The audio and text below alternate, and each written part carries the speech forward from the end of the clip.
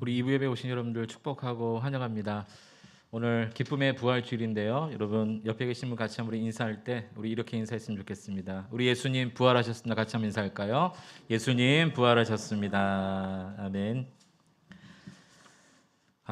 우리 2부 예배는 우리 청년들이 이렇게 찬양 인도해 준데 얼마나 고마운지 몰라요. 청년 때로 막 마음은 돌아간 것 같습니다. 몸은 아닌 것 같은데 마음은 돌아간 것 같아서 너무너무 좋습니다. 하나님께서 우리 교회 모든 청년들 또 보내주시는 모든 다음 세대들 반드시 하나님 나라를 위해 귀하고 값지게 사용될 줄 믿습니다. 여러분 우리 다음 세대와 청년들을 위해 정말 내 자녀 같은 마음으로 기도해 주시기 바랍니다. 하나님 말씀 함께 나누겠습니다. 고린도전서 15장 20절로 22절입니다.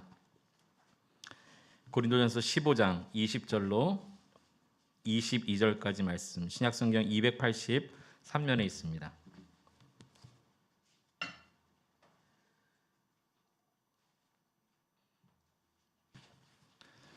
우리 다 찾으셨으면 우리 한 목소리로 같이 한번 세 절을 합독하시겠습니다. 시작. 그러나 이제 그리스도께서 죽은 자 가운데서 다시 살아나사 잠자는 자들의 첫 열매가 되셨도다. 사망이 한 사람으로 말미암았으니 죽은 자의 부활도 한 사람으로 말미암는도다. 아담 안에서 모든 사람이 죽은 것 같이 그리스도 안에서 모든 사람이 삶을 얻으리라. 아멘. 오늘 벌써 이 코로나 팬데믹 이 상황 가운데 맞는 두 번째 부활절입니다. 작년 이 4월달 부활절에는 사실 너무 당황을 했어요. 우리가 한 번도 이 교회 역사상 예배가 멈춘 적이 없었고 또 이런 코로나 팬데믹 현상과 같은 일들을 전 세계가 맞아본 적이 없었기 때문에 우리가 경험을 못했죠. 그런데 예배가 멈추고 또 영상으로 예배를 드리면서 부활절을 어떻게 보내야 되나 굉장히 많이 염려가 됐습니다. 그런데 오늘은 이 두 번째 이 팬데믹 현상 가운데 두 번째 맞는 부활절이다 그런지 저도 좀 그렇고 아마 또 우리나라 교회 또 전 세계가 조금은 그래도 당황하지 않고 차분하게 또 주어진 사역들을 감당하면서 또 안전하게 예배를 드리고 있는 것 같아서 참 감사를 드립니다. 기독교의 이 이미지도 굉장히 실추가 되었고 또 우리가 그래서 마음도 작아지고 그런 것이 분명히 사실입니다. 그러나 이러한 상황 가운데 우리가 가장 중요한 것은 무엇이냐면 이 예수님의 부활의 역사성을 믿는 것입니다. 예수님의 부활의 역사성. 기독교는 예수님의 부활 사건에 기초한 종교입니다. 예수님의 육체적 부활이 없었다면 기독교도 없었고 오늘날 교회도 존재할 수가 없습니다. 부활은 거짓이나 허구가 아니고요. 잠깐 감동받고 끝날 사건이 아닙니다.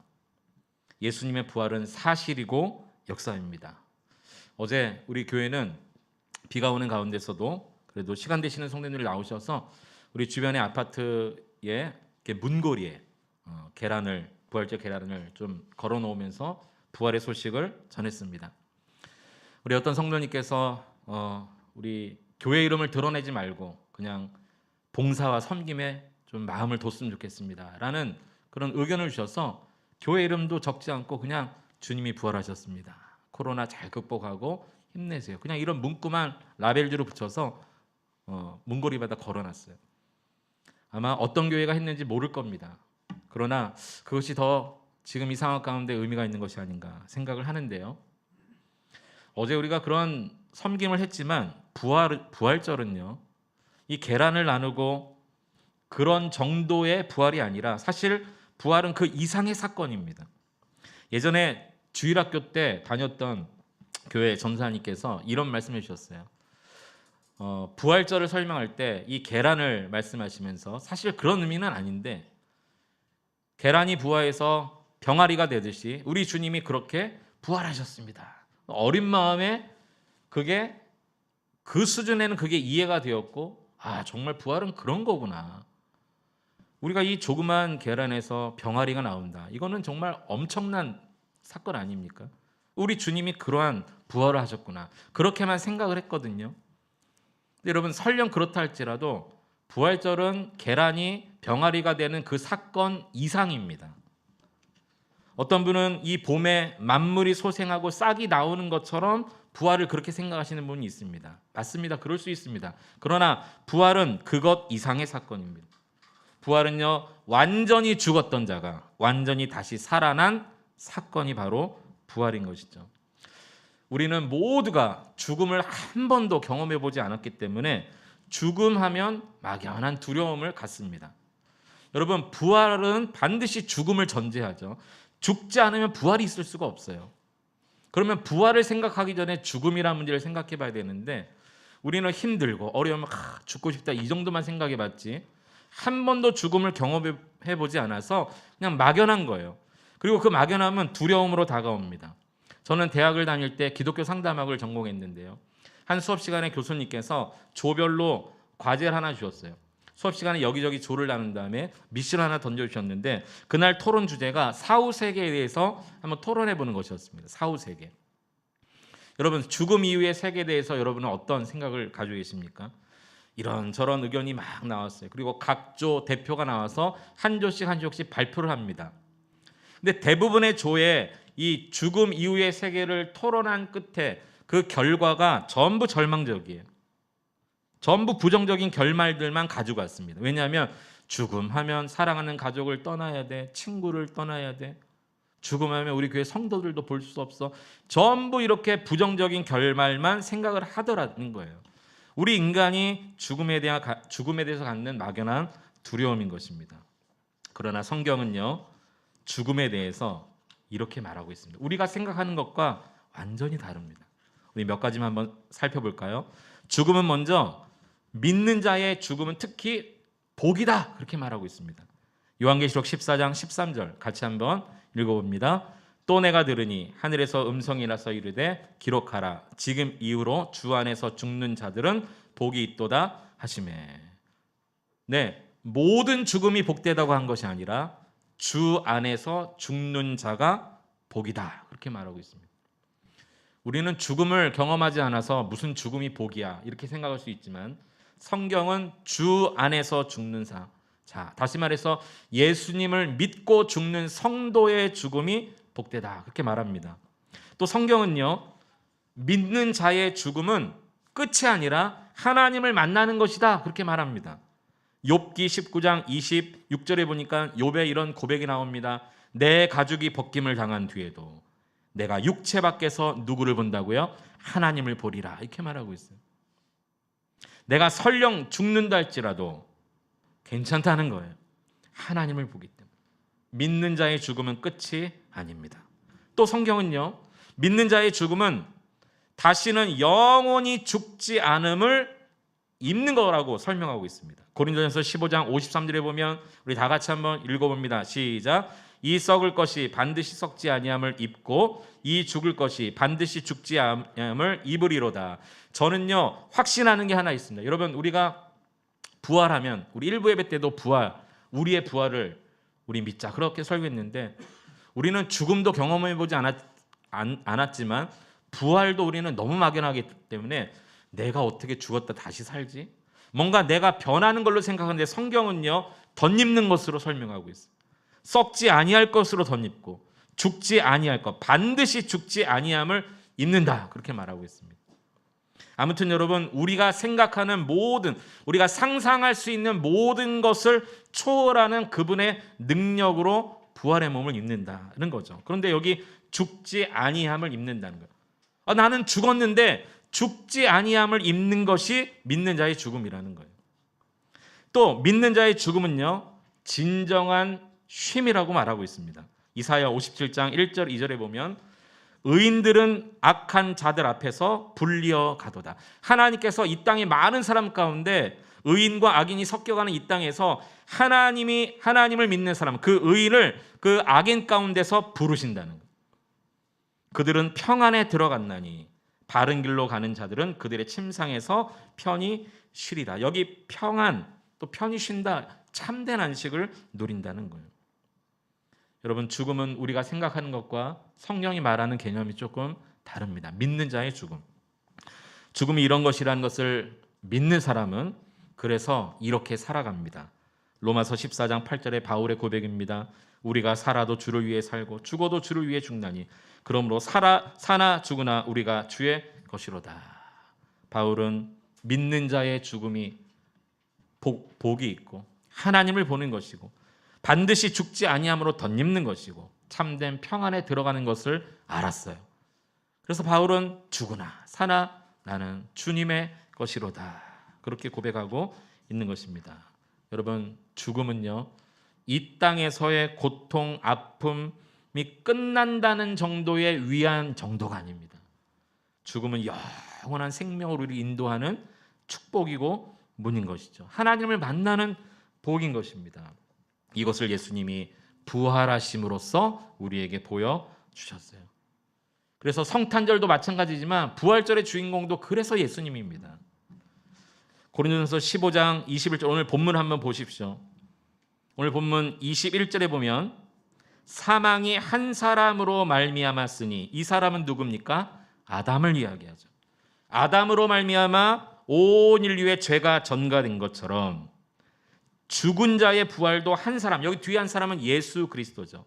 여러분, 아담 한 사람 때문에 우리의 죄가 우리에게 전가된 것처럼 예수 그리스도의 부활로 말미암아 부활이 우리에게 덧입혀지는 것입니다. 여러분, 이 사실을 믿으시기 바랍니다. 내가 죄인이다, 내가 죄인이다, 이것을 믿는 사람은 나도 부활한다 믿을 수 있어요. 오늘 이 말씀 때문인 것이죠. 그래서 요한복음 11장 25절에 예수님께서는 나는 부활이요 생명이니 이렇게 말합니다. 나는 부활이요 생명이니. 이 헬라어 문법에 보면 나는 무엇이다. 신약 성경에 보면 예수님께서 나는 뭐 예를 들어서 선한 목자다, 나는 양의 문이다, 나는 생명의 떡이다, 자기 자신이 누구이신지를 나는 누구누구다라는 용법, 이 헬라에 보면 에고 에이미 용법이라고 하는데요. 자기 자신을 그렇게 말씀하신 적이 있어요. 헬라어의 에고 에이미를 굳이 영어로 직역을 한다면 이렇게 됩니다. 나는 누구누구입니다. 우리 보통 I am 그렇게 말하죠. 그런데 에고 에이미는요, I가 하나 더 붙어요. 그러니까 문법적으로 말이 안 되지만 이런 말이 됩니다. 그 헬라어 직역을 하면 영어로 I 그리고 또 I am 이렇게 돼요. I가 두 번 들어가요. 이 에고 에이미 용법은 어떤 의미냐면 나는 선한 목자요, 그냥 그런 의미가 아니라 이것이 나 밖에는 이라는 의미로 바뀝니다. 나 밖에는 선한 목자가 없고, 나 밖에는 길이 없으며, 나 밖에는 진리가 없고, 나 밖에는 생명이 없다. 나 밖에는 부활이 없으며, 나 밖에는 생명의 떡이 없다. 이런 의미로 바뀌는 것입니다. 오늘 예수님은 그래서 이 부활의 주인공이에요. 저는 개인적으로 성탄절도 너무 즐겁고 기쁜 날이지만 이 부활절은 우리가 말할 수 없는 기쁜 날이라고 생각되어집니다. 예수님이 부활하셨음을 믿는 사람은요, 예수님의 부활이 자기 자신의 삶에 반드시 영향을 미치게 되어 있어요. 예수의 부활이 내 삶 속에 미치는 영향이 있습니다. 그리고 이렇게 바뀌어집니다. 예수님처럼 바뀌어지는데 그것이 바로 섬김의 사람입니다. 섬김의 사람. 여러분 한번 생각해 보세요. 예수님께서 십자가에 죽으셨습니다. 사흘 만에 부활하셨어요.